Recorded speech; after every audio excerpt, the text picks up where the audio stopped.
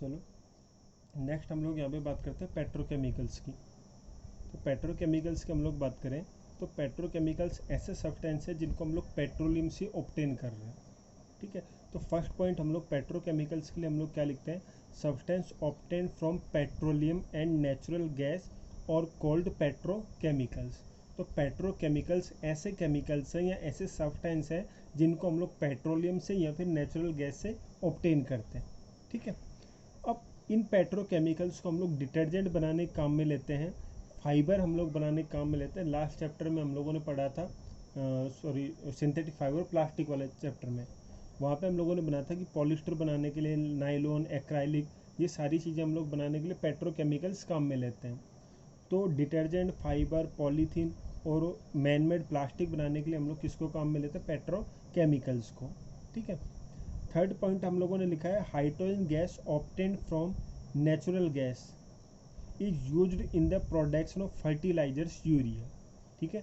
तो natural gas से जो हाइड्रोजन गैस प्रोड्यूस होती है इसको हम लोग यूरिया फर्टिलाइजर्स बनाने के काम में लेते हैं, ठीक है। तो फर्टिलाइजर्स के प्रोडक्शन में हम लोग हाइड्रोजन गैस को काम में लेते हैं जो कि नेचुरल गैस के से ऑब्टेन हो रही है, ठीक है।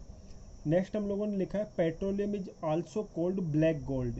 अब आपसे कोई ये कहे कि ब्लैक गोल्ड किसे कहेंगे, तो petroleum is also called black gold. क्यों कहते हैं इसे black gold, due to great commercial importance.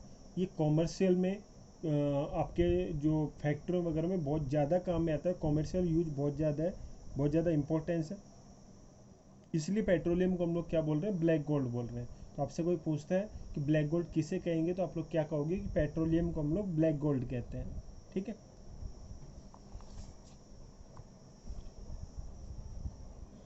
उसके बाद देखो नेक्स्ट हम लोग नेचुरल गैस की बात कर रहे हैं, पेट्रोकेमिकल्स की हम लोग बात कर चुके हैं। अब हम लोग बात करते हैं नेचुरल गैस की। तो देखो नेचुरल गैस क्या होती है, it is fossil fuel which is easy to transport through pipes. Natural gas की बात करें तो नेचुरल गैस आपका फॉसिल फ्यूल है। फॉसिल फ्यूल किसे कहते हैं वो हम लोग पहले बात कर ही चुके हैं कि जो आपके डेड रिमेन्स है लिविंग ऑर्गेनिजम्स के, उनको हम लोग फॉसिल फ्यूल कह रहे हैं, ठीक है। तो वो आपके किस में कन्वर्ट हो जाते हैं, धीरे धीरे कोल में कन्वर्ट हो रहे हैं, ठीक है। नेचुरल गैस हम लोग वहाँ से ऑब्टेन कर रहे हैं। तो आप लोगों ने क्या लिखा कि natural gas it is a fossil fuel which is easy to transfer through pipes, ठीक है। तो नेचुरल गैस की बात करें, गैस होती है जो हम लोग फॉसिल फ्यूल से ऑब्टेन करते हैं और इसको पाइप्स के थ्रू ट्रांसपोर्ट करना क्या होता है, ईजी होता है, ठीक है। सेकंड हम लोग क्या लिख रहे हैं, it is stored under high pressure as compressed natural gas.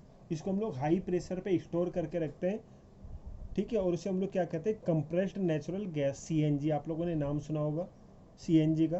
तो सीएनजी की फुल फॉर्म क्या होती है, कंप्रेस्ड नेचुरल गैस। तो सीएनजी जो होती है उसको हम लोग पावर जनरेशन के काम में लेते हैं, गाड़ियों वगैरह में हम लोग सीएनजी काम में लेते हैं, ठीक है। तो सीएनजी क्या काम करती है, पावर जनरेशन का काम करती है। सीएनजी को हम लोग क्लीनर फ्यूल भी कहते हैं। सीएनजी को क्या कहते हैं, क्लीनर फ्यूल। क्यों कहते हैं क्लीनर फ्यूल, क्योंकि ये लेस पॉल्यूटिंग होती है। क्या मतलब, इससे जो पॉल्यूशन होगा वो कम से कम होता है, इसीलिए हम लोग क्या कहते हैं, क्लीनर फ्यूल।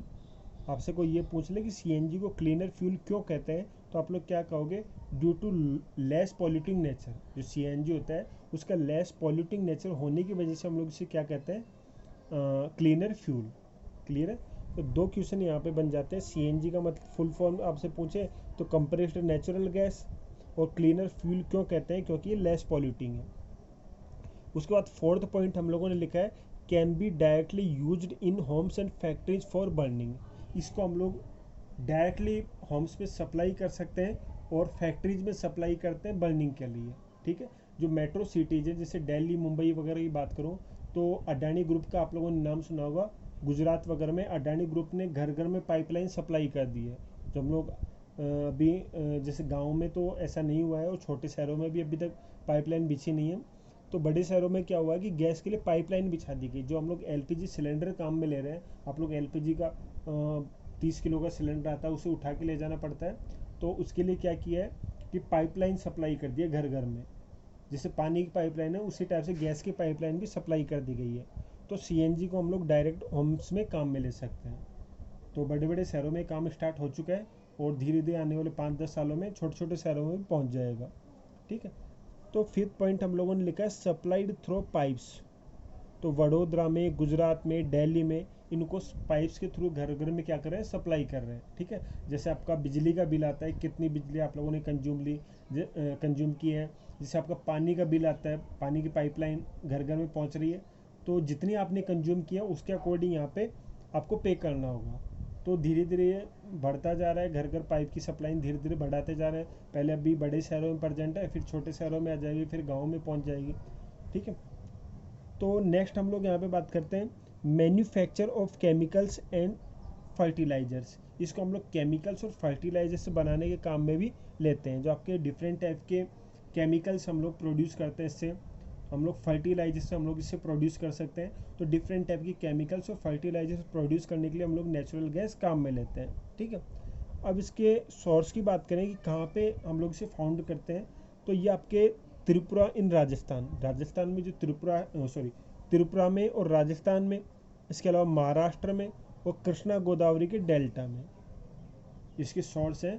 वो त्रिपुरा से हम लोग इसे ऑब्टेन करते हैं, राजस्थान से ऑब्टेन करते हैं, महाराष्ट्र में नेचुरल गैस ऑब्टेन की जाती है, और कृष्णा गोदावरी जो रिवर्स हैं उनके डेल्टा पे से ऑब्टेन की जाती है। तो ये आपके कहाँ कहाँ मिलती है नेचुरल गैस, वो हम लोगों ने देख लिया। ठीक है, तो ये बात हो गई आपके नेचुरल गैस की। क्लियर है यहाँ तक? नेक्स्ट हम लोग बात करते हैं सब natural resources are limited. Next हमारा जो जिस फैक्ट पे हम लोग बात कर रहे हैं वो हमारा some natural resources are limited. ऐसे नेचुरल रिसोर्सेज की बात कर रहे हैं जो लिमिटेड होते हैं। ठीक है, तो वो तो हम लोग बात कर चुके हैं कि एग्जॉस्टिबल नेचुरल रिसोर्सेज लिमिटेड है। ठीक है, तो यहाँ पे हम लोग बात करते हैं फॉसिल फ्यूल्स की, फॉरेस्ट की, मिनरल्स एटसेट्रा की। ठीक है, तो ये आपके लिमिटेड नेचुरल रिसोर्सेज है। अब ये लिमिटेड क्यों है? आपकी जो एग्जॉस्टिबल नेचुरल रिसोर्सेज हैं वो लिमिटेड क्यों है, इसकी हम लोग बात करें तो इतना तो हम लोग बात कर ही चुके हैं कि जो आपके एग्जॉस्टिबल नेचुरल रिसोर्सेज हैं वो लिमिटेड क्वांटिटी में प्रेजेंट है। ठीक है, दूसरा इनको धीरे धीरे जो मैन मेड एक्टिविटीज़ हैं उनके थ्रू इनको क्या किया जा रहा है, एग्जॉस्ट किया जा रहा है, कम किया जा रहा है। ठीक है, इसके अलावा हम लोग बात करते हैं कि जो कुछ नेचुरल रिसोर्सेज हैं वो लिमिटेड क्यों हैं। वहाँ पे तो ये बात की थी लिमिटेड है वो आपके एग्जॉस्टिबल है, अब लिमिटेड क्यों है उसकी हम लोग बात करते हैं। तो जो एग्जॉस्टिबल नेचुरल रिसोर्सेज है वो लिमिटेड इन वजह से क्या क्या है, देखो millions of years for formation. जो आपके फॉसिल फ्यूल्स वगैरह हैं इनको बनने में कई साल लगते हैं। हम लोगों ने पढ़ा भी था कि कई सालों में जो आपके living organism, dead living organisms थे वो कन्वर्ट हो गए, कोल में कन्वर्ट हो गए, पेट्रोलियम में कन्वर्ट हो गए, तो इनको बनने में मिलियंस ऑफ ईयर्स लग जाते हैं। ठीक है, रिजर्व्स आर लिमिटेड। इनकी जो रिजर्व है वो क्या है, लिमिटेड है। इनकी जो क्वांटिटी प्रेजेंट है वो लिमिटेड क्वांटिटी में प्रेजेंट है, ज़्यादा अमाउंट में नहीं है, कुछ ही अमाउंट में है। तो धीरे धीरे हम लोग इनको कंज्यूम करते जा रहे हैं, इनकी जो क्वांटिटी है वो कम होती जा रही है। भाई बनने में कई साल लग रहे हैं, बिलियन ऑफ ईयर्स लग रहे हैं, और इनकी जो क्वांटिटी वो फिक्स है। तो धीरे धीरे क्या होते जा रहे हैं, ख़त्म होते जा रहे हैं, धीरे धीरे क्या होते जा रहे हैं, ख़त्म होते जा रहे हैं। क्लियर है? और कोज एयर पॉल्यूशन, ये जो आपके फॉसिल फ्यूल्स वगैरह हैं इनकी जब हम लोग बर्निंग करते हैं तो इनकी वजह से क्या होता है, एयर पॉल्यूशन होता है। इनकी वजह से क्या होता है, एयर पॉल्यूशन। ठीक है, इसके अलावा कोज ग्लोबल वार्मिंग, इनकी वजह से ग्लोबल वार्मिंग भी हो रही है। ग्लोबल वार्मिंग का मतलब क्या हुआ कि जो आपकी अर्थ है उसका टेम्परेचर धीरे धीरे क्या हो रहा है, इंक्रीज हो रहा है। क्लियर है? तो जो आपके फॉसिल फ्यूल्स होते हैं उनके लिमिटेड यूज के बारे में कहा गया है। क्यों कहा गया है? क्योंकि ये मिलियंस ऑफ ईयर्स इनको लग जाते हैं फॉर्म करने के लिए। इनके जो रिजर्व्स हैं वो लिमिटेड हैं, इनकी वजह से एयर पॉल्यूशन होता है, और इनकी वजह से ग्लोबल वार्मिंग होती है। ग्लोबल वार्मिंग का मतलब अर्थ का टेम्परेचर धीरे धीरे इंक्रीज हो रहा है। तो आपसे कोई ये पूछे कि नेचुरल रिसोर्सेज का लिमिटेड यूज क्यों करना चाहिए, तो आप लोग बता सकते हो कि इनको बनने में मिलियन ऑफ ईयर्स लगते हैं, इनकी जो रिजर्व्स हैं वो लिमिटेड हैं, एयर पॉल्यूशन करते हैं, ग्लोबल वार्मिंग करते हैं, इस वजह से इनको कम से कम यूज में लेना चाहिए। ठीक है, सेकंड पॉइंट हम लोगों ने लिखा है यहाँ पे पीसीआरए। पीसीआरए का मतलब क्या है, पेट्रोलियम कंजर्वेशन रिसर्च एसोसिएशन। ठीक है, एक एसोसिएशन है। पीसीआरए फुल फॉर्म क्या है, पेट्रोलियम कंजर्वेशन रिसर्च एसोसिएशन।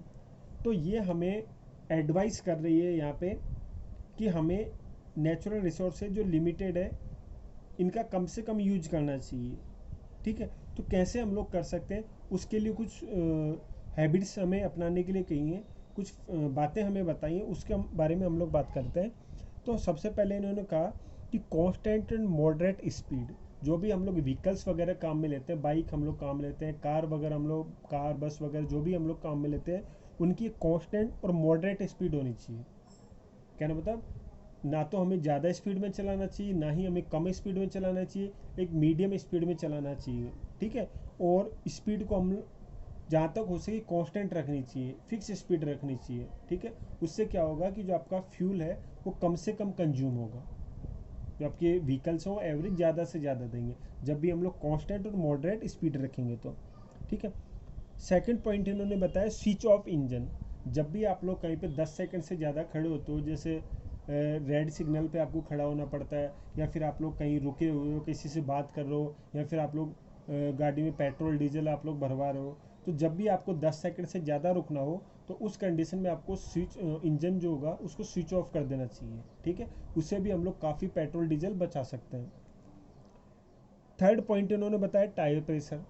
जो हम लोग व्हीकल्स काम में ले रहे हैं उनके टायर्स का जो प्रेशर है वो हमें एक्यूरेट रखना चाहिए, टायर प्रेशर को मेंटेन रखना चाहिए, क्योंकि टायर प्रेशर कम ज़्यादा होने से एवरेज पे इफेक्ट होगा। ठीक है, तो टायर प्रेशर को हमें मेंटेन करके रखना चाहिए। इसके अलावा प्रॉपर मेंटेनेंस, फोर्थ पॉइंट इन्होंने बताया प्रॉपर मेंटेनेंस। जो भी व्हीकल्स हम लोग काम में ले रहे हैं उनका हमें time to time proper maintenance करवाना चाहिए।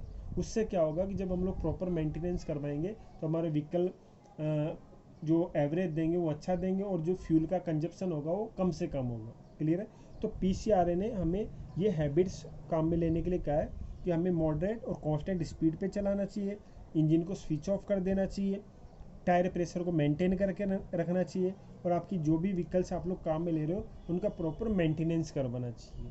क्लियर है, तो यहाँ तक हम लोग ये इस चैप्टर में बात करते हैं।